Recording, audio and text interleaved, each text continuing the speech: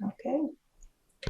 So welcome to New Perspectives on Integral and Transformational Learning. New Perspectives is a platform for the exploration of contemporary topics and current events of global importance. As a beacon of light, the Integral Yoga teachings of Sri Aurobindo and the Mother serve as guidance, insight, and inspiration as we seek to unravel and comprehend the deeper significance of present-day affairs and critically examine pertinent topics of our times. New Perspectives is sponsored by Aro University in Surat, India, and sister organizations Sri Aurobindo Integral Life Center, also in Surat, as well as here in Fountain Inn, South Carolina. Aro University is a progressive center for integral learning and leadership, where the mind, body, and spirit are aligned and prepared to embark on a journey of lifelong enrichment for both the individual and the community. Through collaborative efforts such as New Perspectives, it is the hope of these three kindred organizations to assist in building a bridge between the East and West.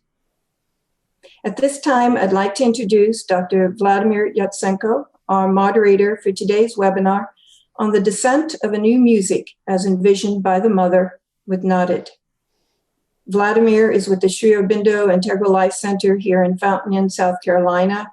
He is a scholar and instructor of Sanskrit and Sanskrit literature and an educator in Vedic and Vedantic studies. Before turning it over to Vladimir, who will introduce our esteemed speaker today, please know that we have allotted time towards the end of this webinar for questions and answers. So please post your questions at any time in the Q&A box at the bottom of your screen, and our speaker Narad will address as many as possible, time permitting. Vladimir? Thank you, Radhe. I'm very happy to welcome today esteemed speaker and friend Narad, Richard Eggenberger, who is a long-time member of Sri Aurobindo Ashram and Auroville, as well as he's a musician, a poet, a landscaper, and gardener, Matrimandir gardener. Mother gave him the task to teach music in the ashram school and to bring down the new music, which is the topic of today's seminar. He is also highly regarded as a poet and author of numerous works on spiritual themes. To date, he has published 36 books, and some of them are considered to be classic. He received his spiritual name Narad from the mother of Sri Aurobindo Ashram. So welcome, Narad, and so I give to you the microphone to address the audience. Thank you, Vladimir. And thank you, Radhe. I'll show you first the book I've written on the descent of a new music. There are 12 chapters in this book, and I will be selecting some passages from the chapters. Chapter 1 is the introduction to the new music. Chapter 2 is meeting Mother and the Om Choir. Chapter 3 is seeking the new music, which has been going on now for more than 50 years. Chapter 4, the human voice and composers. Chapter 5, the Mother on music. Chapter 6, articles and interviews on music. And chapter 7, that continues. Chapter 8 is the Ashram Choir. Chapter 9, the Mother on Om. Chapter 10, Om chanting. From My Treasures by Shobha Mitra. Chapter 11, Experiences in the Om Choir. And chapter 12 is a rather long section of recommended listening, because I have, in all of these years, been working on seeking those composers from all parts of the world who have been able to bring down even a small portion of the new music. And so I list choirs and composers in an extensive section.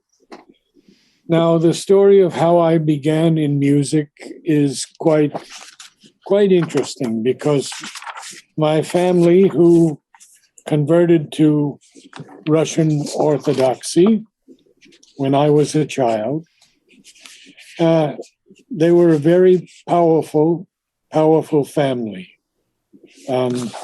Romanchuk. And at each meal, 4 brothers and 4 sisters sang grace, never missing one meal to sing grace. And not only that, but when we were in the car going to the church, which was about half an hour from our home, each of the uncles would hum a different note, and we children had to supply instruments. And I always liked the trumpet. That was the easiest for me to reproduce. So I lived surrounded by music. And then I became very interested in the music of the Russian Orthodox Church. For me today, it is still amongst the highest of all sacred music writing. And that's the only thing that's left of the church from me, because I left everything to meet the mother. I was scheduled to go to Shantiniketan to continue my studies in music through learning Eastern music. That is Tagore's university. And my teacher, Pandit Bekpati Sinha, told me that all I would have to do is pay for my transport by ship, there and back. Everything else would be taken care of. He said, follow me out to California. And since I had very little money, I had to work 2 jobs. I worked about 18 hours every day. The first one was about 10 hours with my father, landscape design and installation. And then I worked at a drill press in the night to earn enough money for my passage. Well, I did follow him to California, and I waited week after week after week. And then one day he came to me and he said, everything has fallen through. If you want to practice yoga, learn samatha and go back to your parents. Somehow I looked him in the eye, and in a forceful voice, I said, no, I am going to India. And then very soon after, maybe a day or 2, I met Jyoti Priya, Dr. Judith Tyberg. And I told her about this experience, and she said, oh, no, you are meant to go to meet Mother. And she took my photo, and I had to give her a sample of my handwriting because Mother asked for both. And very quickly, a telegram arrived from Mother saying, tell him he may come and stay as long as he likes. Thus began my journey into the new music.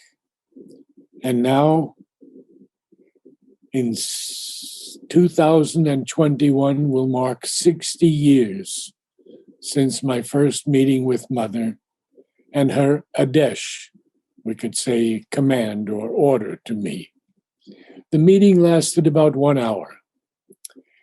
And there are only few things that are very clear, as a long time was spent in meditation with the Mother. I had just turned 23 a few months before. Mother, after giving my initiation, says to me, you must bring down a new music. Oh, I said to Mother, I don't know anything about combining words and music, because you see, I was studying professionally for the Metropolitan Opera. And in my college days, I would give concerts throughout New York City and New Jersey also.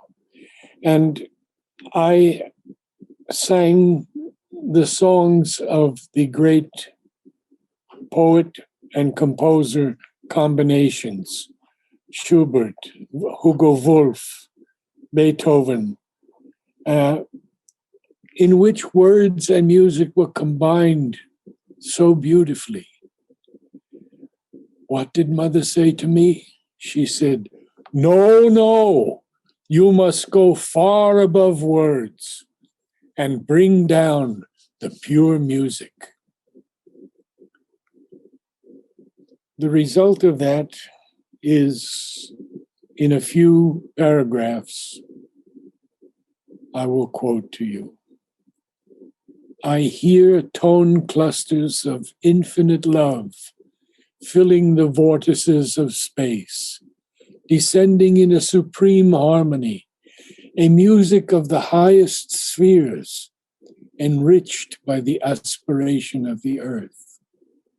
On the wings of these choral prayers, there rides a voice of such haunting beauty that no heart will remain unmoved. No soul failed to leap up at the call of its pristine melody. No mind left uninspired. Even the body will vibrate to these chords of the divine musician. I have heard strains of the music waiting behind the iron wall of self. Its moment is near, and the rapture it brings shall transport the soul and renew the spirit's ageless quest. I have sensed its rhythms in the quickening pulse of earth, caught faint echoes in the counterpoint of our days, and once, in a moment of unparalleled grace, chanced upon the sublime and transcendent harmony in the music of the spheres.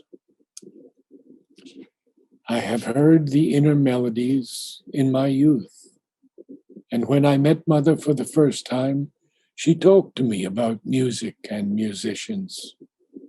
She told me many things, among them that the music heard most often on the inner planes was that of Chopin, though she said she didn't know why it was so.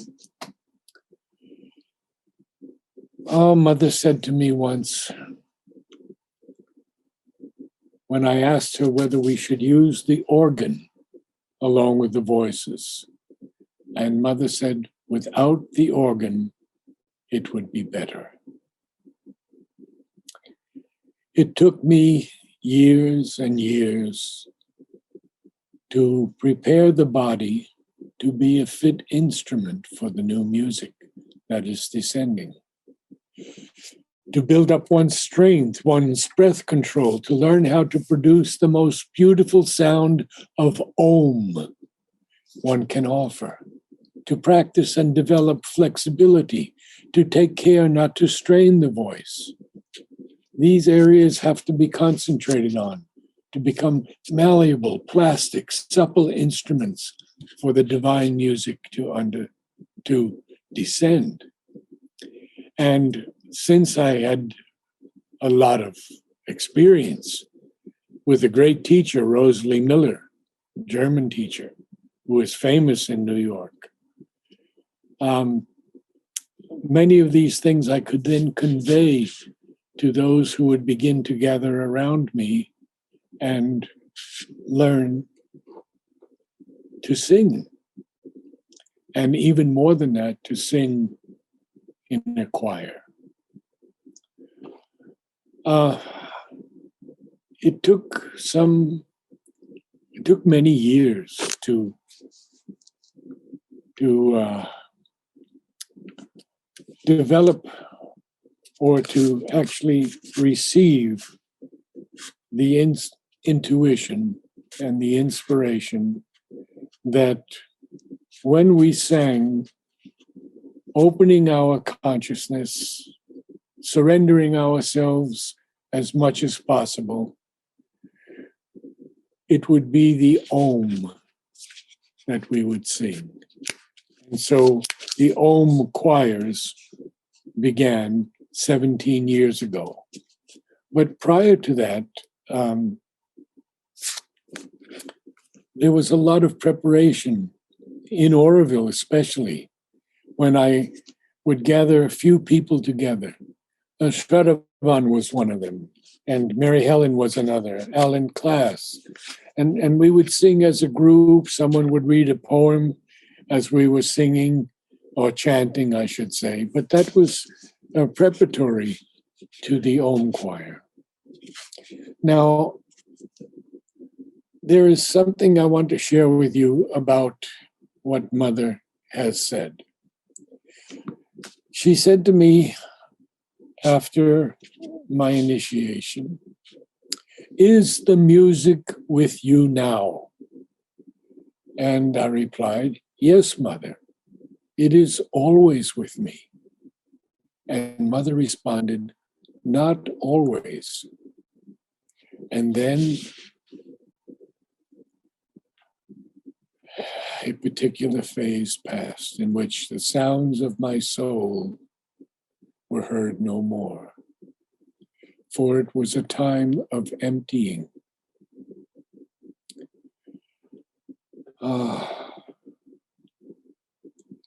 What can I tell you about this new music?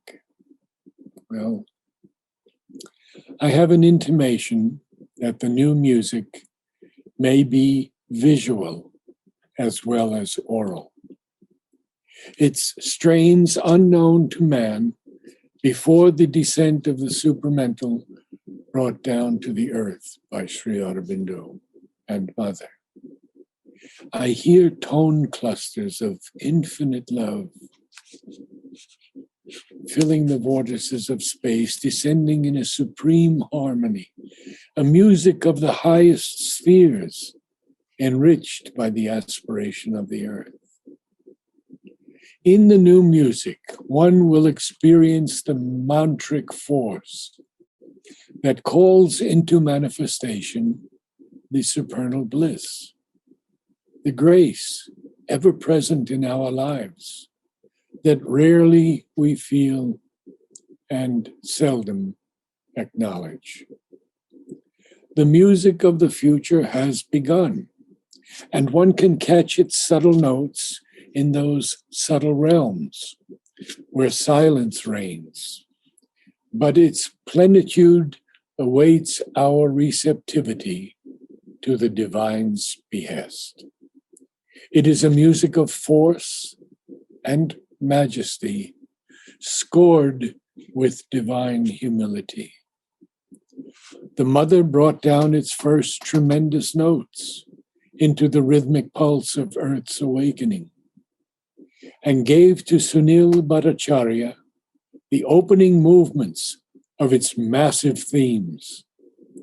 Those shall come who will complete the full orchestration of the music of the new creation. Singers of the ultimate songs of praise, musicians of a higher order, composers of canticles of light and peace, ennobling men, enriching life, enhancing joy. Now, in the silence of the soul, I listen for the new music's descent in the choirs of the world. I hear the sounds, a single note supported by symphonies of light, a swelling diapason of orchestral might, a lone and perfect voice singing of a golden age, a choir of 1,000 voices in collective harmony, the song of life divine, captured in immortal strophes, the voice of the eternal bard, the singer supreme, the Lord and Master of our lives. I wrote a poem that I would like to share with you. It was written in 2001, almost 20 years ago, and it's called A Greater Music. A far and haunting melody, like something caught at the edge of dream, a song of human destiny, came flowing in a golden stream. Before it all our music pales, our harmonies seemed a monotone. Our complex erudition fails, and art and imitation groan, and weak attempt to catch the strain descending from our higher spheres that falls to earth as subtle rain, fades and suddenly reappears. A tremolo on a silver string draws the soul from its secrecy.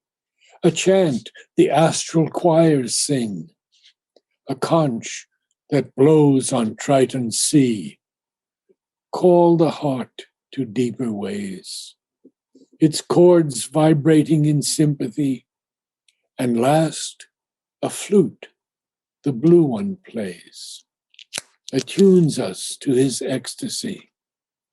For man shall overleap his day, a greater music will compose, on the score of life must overlay the song of truth that in us grows.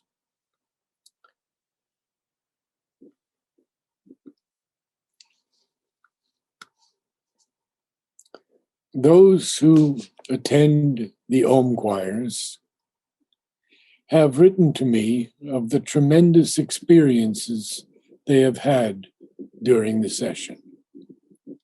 There are many, but I would like to share just a few, and then move on to composers who have brought down strains of the new music.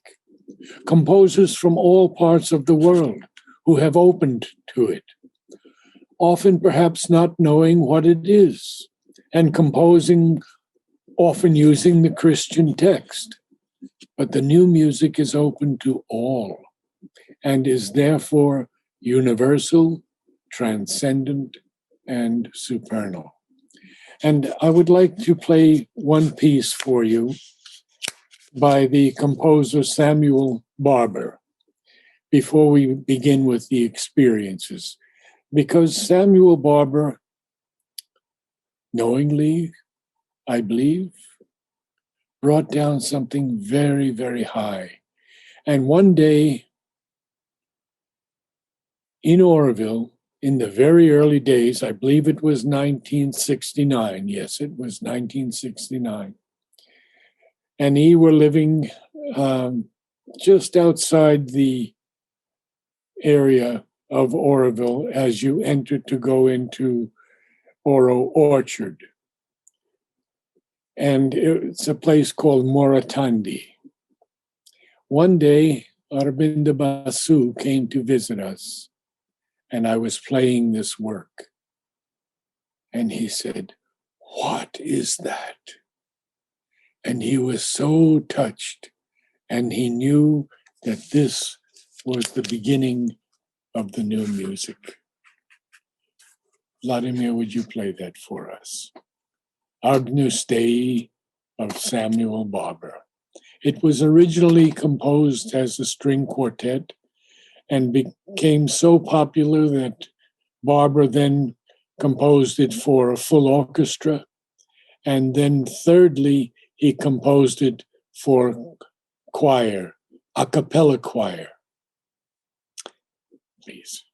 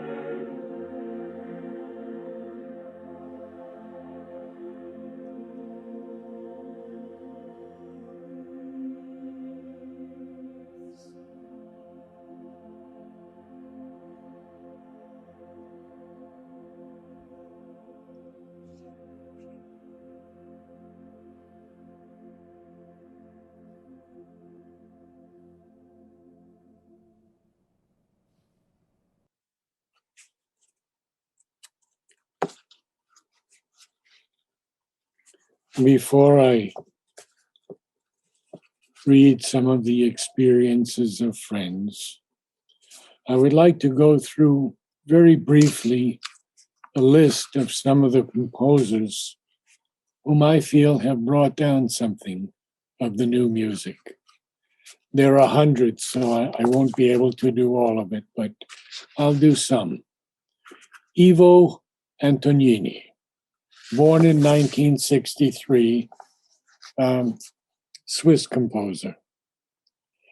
Eriks Essenvals, born in 1977 in Latvia, and he's one of the greatest of the new composers. Joop Franzens, born in 1955, Dutch. Ola Yellow, born in 1978, Norwegian American. Frank LaRocca, born in 1951. You must listen to his O Magnum Mysterium. Morten Lauridsen, some of you may know him already, born in 1943. Another great Polish composer, Paweł Lukaszewski, born in 1968. Sir James Loy Macmillan, born in 1969. And a great English composer, Paul Mellor, born in 1975. Of course, many of you will have heard Arvo Pärt, the great Estonian composer, and perhaps the first of the minimalist composers.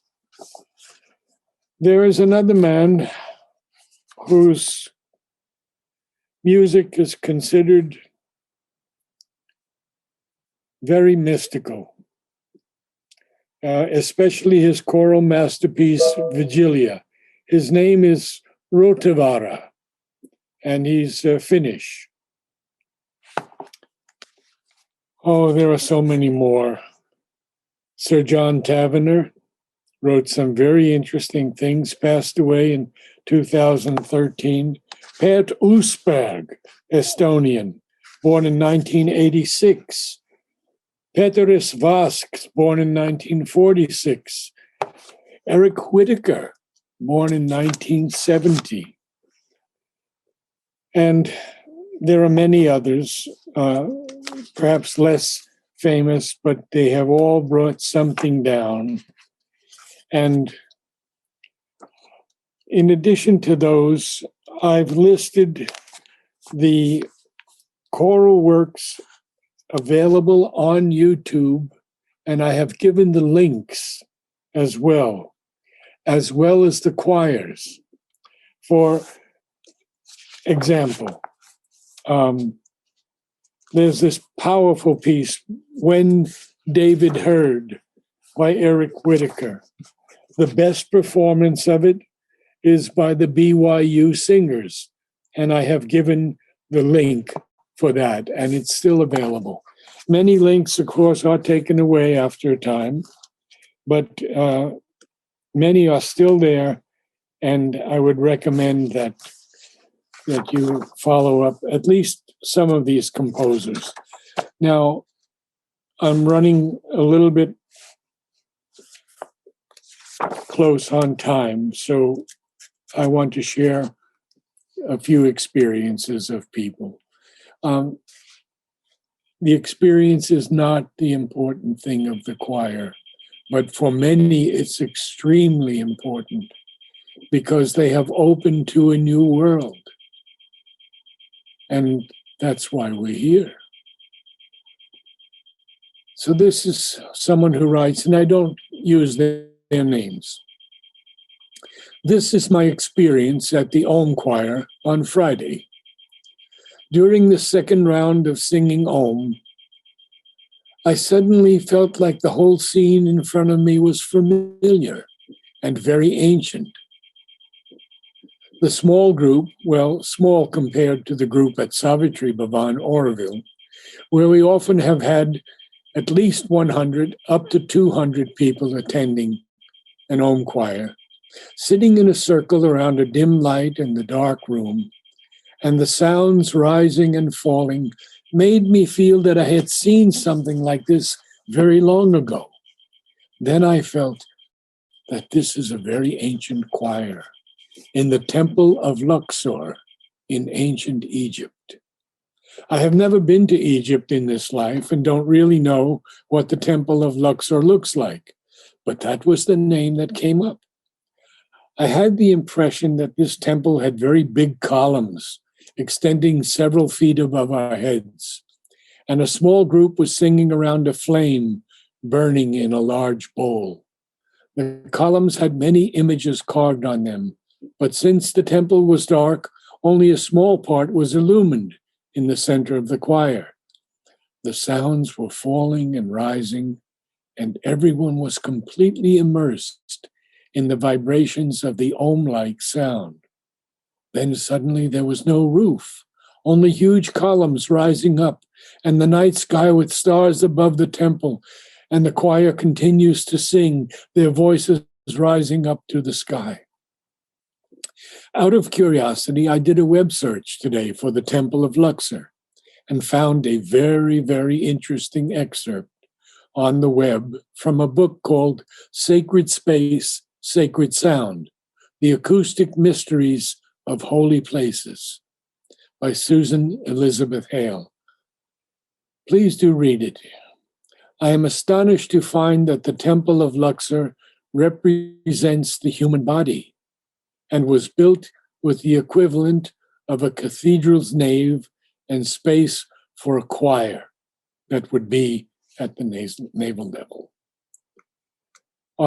There are so many marvelous experiences, and I want to find one more that is so powerful. And give me just a moment, I'll find it. Yes. Oh, this is too long.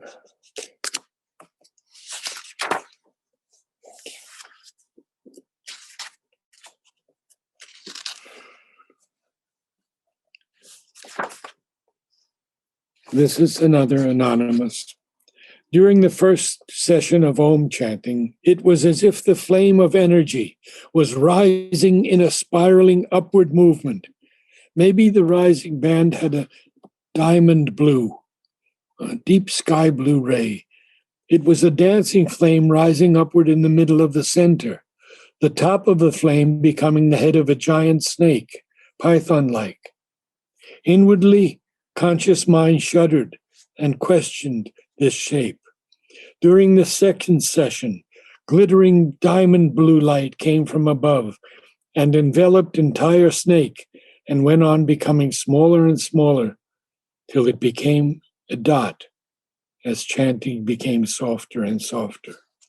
During the third session, as if from one body, from the outer circle, in the shape of a flower vase, as the sound of Om rose, the energy went on rising. Just everyone at the center, at the neck of this huge vase, one on top of the other, one by one petals of this energy or light started blossoming and unfolding. After a certain height, like reverse ripples, this energy started spreading all around in the universe, in a mesh like diamond blue rays, as if the sound below was feeding the energy to this vase. The strength of the collective sound was generating stronger currents all around. And this is actually very, very true, because I have experienced that the Om choir and the sound of Om can penetrate through walls, has no limitation of space or time, and the sound and the experience of the sound will go to every person who is open. Now, the last experience I'll share with you was from a dear friend, Andreas Mario Müller. 400 BC is the title. That night I lay down as usual, when after some time a dream started. It is not unusual for me that I become aware of the dreaming and do not wake up, but stay with the dream. And that is what I did here. In the dream, I found myself in the French Alps. I saw great big mountains with snow caps. What a beautiful sight to see. The air was so clear and colors so crisp that its beauty could stop your mind at once. Next, I noticed a little chapel out of stone, very solid sandstone built. Now, inside that chapel, looking out through the big arched windows, or I would better say openings, as there was no glass in these side windows, one was extra big, and there was colored glass in that one, or what looked like colored glass. The daylight flooding through this opening was so clear and so touching, the most beautiful morning sun I can remember. Crisp, crystal air, a little cold. I was feeling that air and light on my skin. A voice was now telling me that it was 400 BC. I thought, how strange that I have been told the time, 400 BC. Now I hear music, beautiful music, nothing I have ever heard before like that. I stayed with the music as long as I could and took it all in. The dream faded. I tried to hold on to it, but soon opened my eyes to find myself right where I started, in bed. When I looked at my watch, I could not see clearly. Things were moving in front of my eyes. In an attempt to get up, I found out that my sense of balance was not good, and things were moving up and down in front of my eyes now. I stayed in bed, and after the dizziness got better, I could get up without risking a fall. Later that evening, before meditation, I told my trusted friend Brian about my experience. Brian has been a monk for 45 years. He asked me some questions about the music.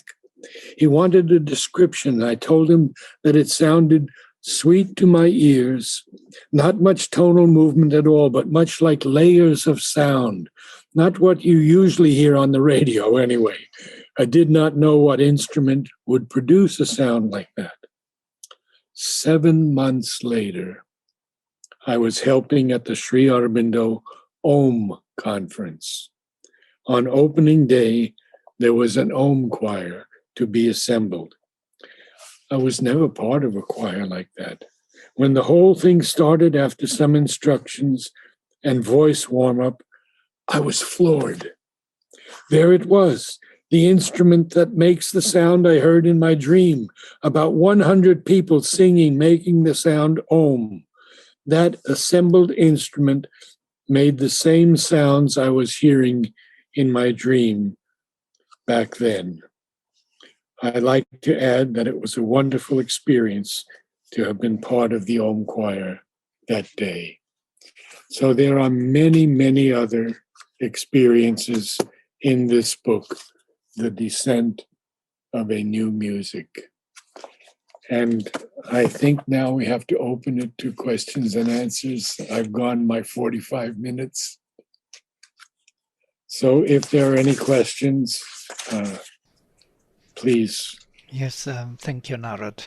There are several questions here, definitely, and they are all posted into the question and answers box. If you can, I can read it to you, so it would be easier. Yes. So the question comes from Juan. I am Juan from Argentina. My question, I study Indian classical music. What could be the path for a musician who wants to devote to this new music descending? It would be better to forget all theories and look for the inspiration, or it may descend in the structure of the Indian ragas, for example. Okay, it's a very good question. And I have commented on it a bit here, because the question has two sides to it. The first is that if one has some experience in classical music, that can be a help, but it can also be a hindrance. Because the Om choirs have to rise above Eastern and Western music. It's a new music that is going to descend. And the guidance that Mother has given me is very little. She said, sit in a circle. Well, that was extremely important, the most perfect shape of all, the circle, where we are all close to each other and feeling the unity that always is, but we rarely experience. Secondly, Mother said to me, have no previous idea as to what will come down. And thirdly, she said to me, there is a music just above the head, waiting to come down into those who are prepared and open. Those were the 2 or 3 points of guidance that she gave me. So basically, we don't really want to lean on ragas or composed Western music. In the Om choir, it's different because we are aspiring to bring down the pure sound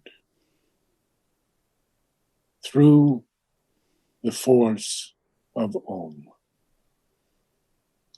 Okay, next question. Yes, so there is a question from Sashi Bhushan from Odisha. From where Om originates? Within or where it ends? It is said that Om was the creator of the worlds. So it is always there. It is in us, it is around us, it is above us, and it is below us. But what we have to do in the Om choir is bring it in to the heart and soul, let it come down through the mind purely, with no mental judgments. And this is extremely important, that the mind has no capacity to judge the new music. It is far above the mind. So the Om, when I received that message that we must sing Om, it will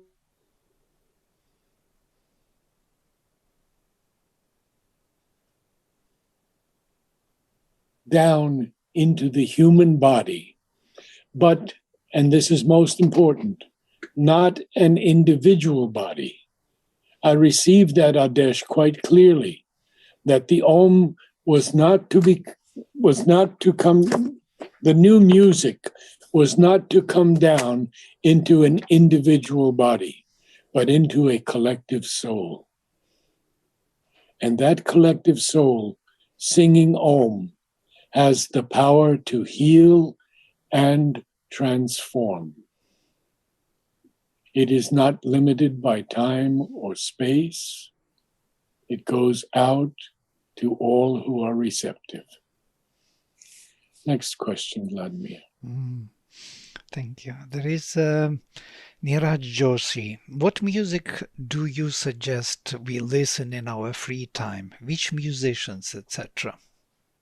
Well, I have given a list of the composers already. Mm-hmm. And Margaret at Savitri Bhavan, and I'm putting a lot of work on her, but she has my complete list or of at least 300 pieces of music. And she could send that in an email to anyone who is sincerely interested. So that would be the best way for you to begin to open to this new music. But we also have to remember that we cannot be tied to either Western or Eastern music. because this is the new music. You see, when Mother gives me this command in 1961, Sunil didn't pass away until 1998, 37 years later. So she had prepared him, and I would like you, Vladimir, to read what Mother has said about Sunil, because he was the forerunner using Mother's music to bring in a new world. And Mother says it so beautifully. Yes, she says in Sunil's music there are 2 or 3 of those associations of sounds that are evocative associations. And in his music, it's the splendor of the future creation. Oh, it comes like a dazzling sun. Yes. So why did she give me 37 years earlier? Obviously, time for preparation. A lot of time for preparation. And now my aspiration is that we build Om choirs all over the world. Mm-hmm. It doesn't matter if you have just 2 or 3 people. It doesn't matter. You can sing the Om with 2 or 3 people, and you will find it sometimes with a smaller group even purer than with a larger group. But that's not a categorical statement. It can be the same, it can be the reverse also. You have another question while we have some minutes left? Sure. How did Narad, as a young man, growing up in Russian church, first learn about the mother? I think you addressed this in your speech, but maybe you would say a few more words. Well, when I was with Jyoti Priya, helping her in her center, the East-West Cultural Center, and she sent my handwriting and photo to Mother. Mother wrote back, "Tell him he may come and stay as long as he likes." Well, my vital nature was so strong that I didn't stay very long, 1961 and part of 1962.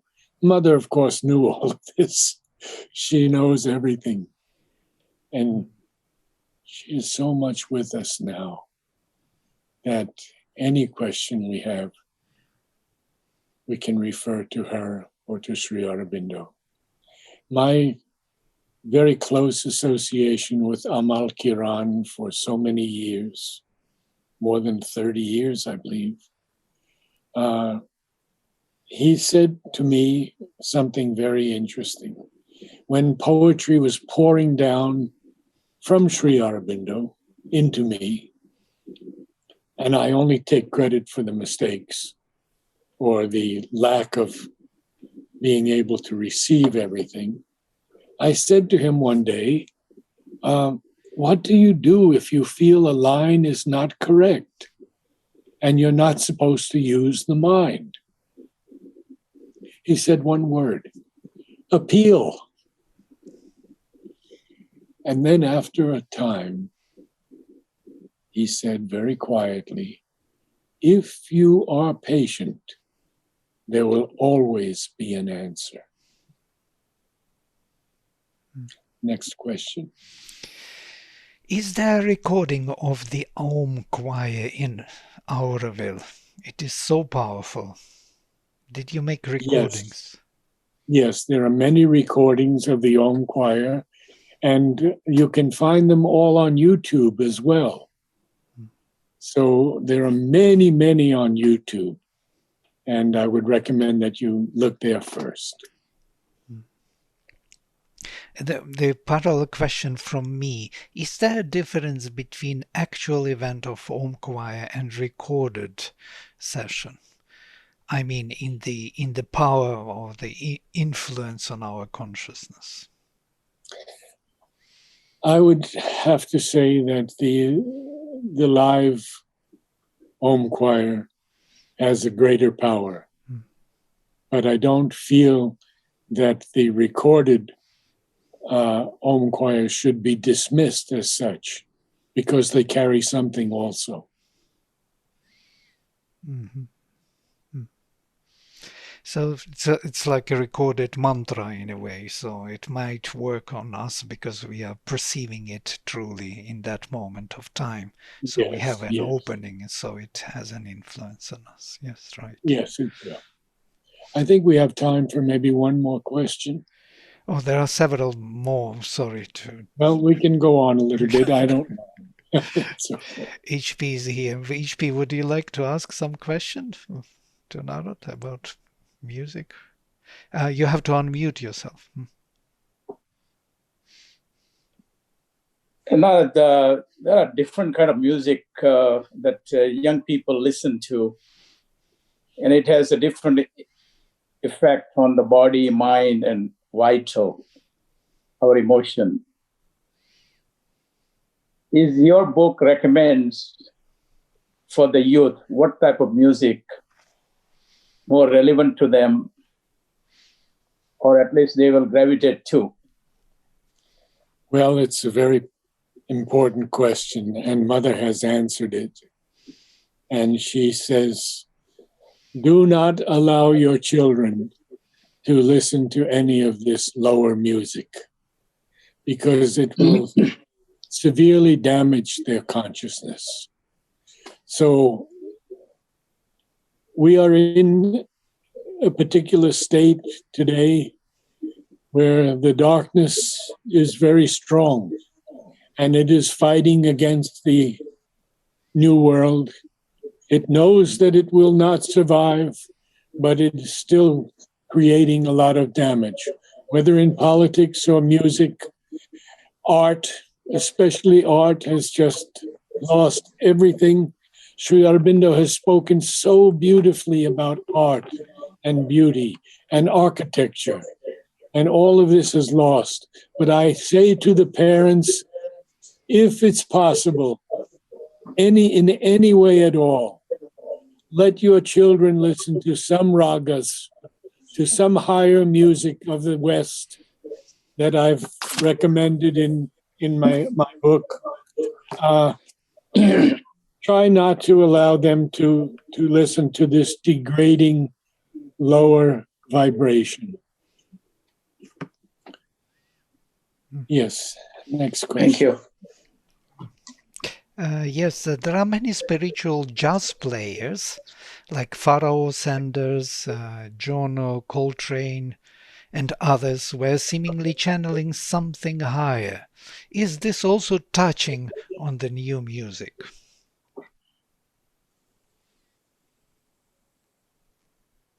I never could open to jazz, except one day when I was preparing to send 50 long-playing records to the mother. I had written her a long letter, and I asked her, I listed a number of composers, and I asked her if she had heard all of them.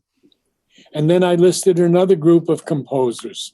Mother drew a line under that letter, and she said, of the above ones, I have heard almost everything they have written.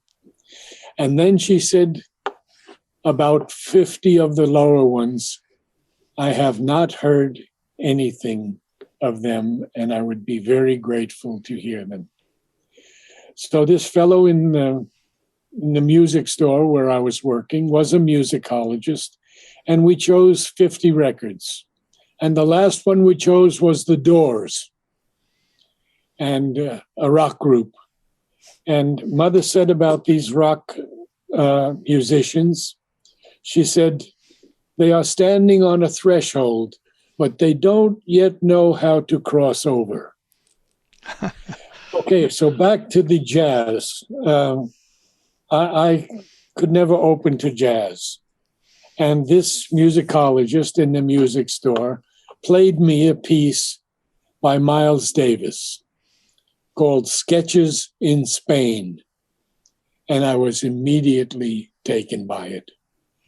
All music can have a positive influence if it is not a music of the lower vital. And that is where we have to be careful and separate jazz from the higher and the lower, separate all music from the higher and the lower. But of course, the Divine Mother could see something positive in all music. Another question? Yeah, could I ask you in this regard, because I saw this emergence of rock, for example, starting with Beatles and then Rolling Stones and more heavy metal and so on, as a kind of, you know, rebellious movement against something which was so much established in the form of, you know, in the form which had to be destroyed for the new subjective or individualistic age to emerge. There is some kind of need for freedom. Of course, it took the lowest form, the vital lowest beat and drums and, you know, and bass and overload with music. But it was a kind of rebellious movement against conventions which were established and had to be destroyed before the new age of music could come. And now it is fading away. It becomes less and less, so to say, powerful. It's more pop, more jazz, more different new avant-garde music. What do you think about this? Well, I agree with you. I basically agree with you. And Mother has said that in this time, in which I grew up in the 60s, of course, there was an attempt at a breakthrough. And they did use drugs to enhance their experiences. They tried new music. It was an experimental stage. But you will find that in the early 60s, there were many people. I could list some names: Judy Collins, Joan Baez, and many young men who sang almost ballads, beautiful songs. So not everything was Beatles or. I'm told that Pink Floyd was very, very popular. The Doors were very popular, Moran or whatever, but there were so many of them. And I would listen to many of them. I have a collection of so many of them because they combined some poetry, or at least an attempt at poetry, in their music. Right. So I think it was an important period. I'm not so sure that I agree with you that it's gone now. I mean that part is gone, but the there's a lot of violence still in rock music today.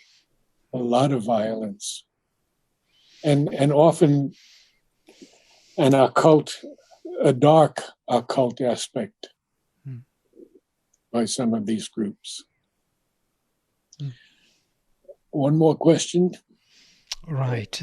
There are a few more here, but I will choose one of these. There is also a very beautiful letter to you mentioning the Om Choir and how important this is from anonymous attendee. And with the gratitude they feel that you do this work and want you to continue to do this work. And maybe some of these home choirs would be posted on YouTube for people to listen to. And they are posted, already posted. And do we need, the last question from anonymous attendee, do we need to have knowledge of music to join Om Choir? Absolutely not. I would say that 90% of the people who come to me have no knowledge of music, especially of singing. And so my work is very concentrated on the consciousness of the human body. How we have to put everything in alignment in the human body, beginning with the lower parts, the diaphragm, the lower ribs, the breathing, how to breathe, how to hold the body, how to sit in the proper position, how to move the jaw, the tongue, how to focus the sound in the mask of the face. And we usually concentrate for about 25 minutes, every Om choir, on the body consciousness, making it aware. Because the main work is coming through the human body. One other point is that when the Om begins, we have to put aside all of these things that we've learned, because then it is the moment to realize the unity and the oneness that is in us all. And that awareness of the divine love coming down through the music is perhaps the most important moment, when we can feel that, when we can no longer feel that we are separate people. And I'll end with Nolini's talk to me on my birthday in 1979. I came with Mary Helen, and he spoke to us at length about Oroville, answering all my questions about the problems in Oroville. And then he became very quiet, and he says, I tell you this because you can do something. And then he said, no one can do it. Only the mother can do it. And then he pointed to Mary Helen and he said, your body.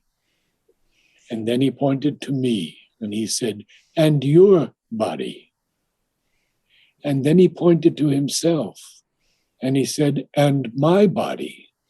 We think they are different bodies. They are not. They are all her body. She has put a part of herself into each of us. Truly. Namaste all. Namaste. Thank you, Narad, for this beautiful talk and sharing of your experience. We hope to continue our interaction in the future. Thank you. And if I can just say a few words, for those that are interested in joining Narad for Om Choir, followed by a reading of passages from Savitri. LaGrasse hosts something that Narad has called Savitri Sunday. And I've put my email in the chat box, rade@lagrassecenter.com. Just email me if you would like to be included on that list. We have a great group of 35 or 40 individuals that come and join us. And I would also like to thank you so very much, Narad, for this lovely, enlightened talk on music. Lastly, I just want to also announce the next New Perspective talk, which will probably be the last one for the year. And this is going to be on December 12th on the physical culture in the light of the mother. And during this webinar, Dr. Lakshman Siegel, who was actually raised under the mother's love and care since the age of 4, will address the unique role that the body has on our inner development and growth of the soul, or the psychic being. And Dr. Siegel will be joined by his wife, Hansa, who spent over a decade at the Sri Aurobindo Ashram, and Vikas Bamba, director of the Sri Aurobindo Center of Los Angeles. So we hope very much that you all are able to join us on December 12th. And again, thank you for joining us today. And Narad, very much appreciate you sharing your wisdom and love. Namaste. Thank you.